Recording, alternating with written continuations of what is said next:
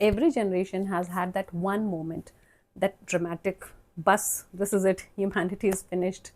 When the printing press came, when factories arrived, when computers entered office, when the internet showed up, people panicked every single time. And somehow humans still continue being very human.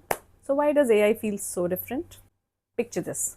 1980s, a big bank in Bombay, rows and rows of employees, stacks of ledgers, manual calculations, entire departments whose full time job was basically numbers. Then computers entered the building and instantly panic. These machines will take everybody's jobs. And to be fair, some jobs did disappear completely. But something else happened too. The people who learned the systems adapted faster and stopped treating computers like enemies became incredibly valuable. Suddenly, the computer person in office was the most important person in the room. And then came jobs nobody could have ever imagined before: IT support, system analysts, database managers, network teams. An entire industry was born from the very thing people feared. So, why does every new technology feel like a threat for humanity? Psychologists call this exponential growth bias. Basically, our brains are terrible at understanding how fast technology grows.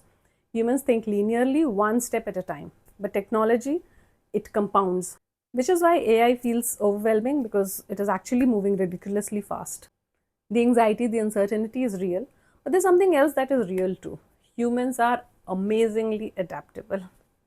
Historian Yuval Noah Harari talks about this beautifully.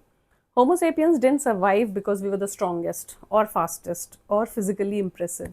We survived because we adapt, we learn from each other, we cooperate, we create meaning together. ये हमारी real superpower है. And despite all its intelligence, AI still fully doesn't understand human emotions, contexts, relationships, humor, culture. Why a mom asking khana kha liya can somehow mean I love you. History tells us something very interesting. In almost every technological shift, the people who struggled most were not the people whose jobs changed. It was the people waiting for the world to go back to how it was before, because it never does. The printing press just didn't replace bookkeeping, it made knowledge accessible. The Industrial Revolution didn't just change labor, it created cities, new lifestyles, new art, new dreams. The internet, it didn't just disrupt businesses, it gave someone sitting in a small town in Rourkela access to the same information as someone in New York.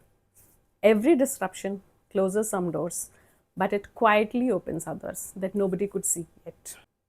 AI will probably do the same. The fear is not silly, it's actually human.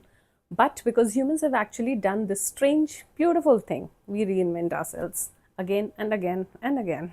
So, probably we don't need to ask, will I survive AI? Because we will. But the real question is, who do I want to become on the other side of this change? Because that part is completely human. What's that one thing you think humans do that AI still genuinely cannot replace?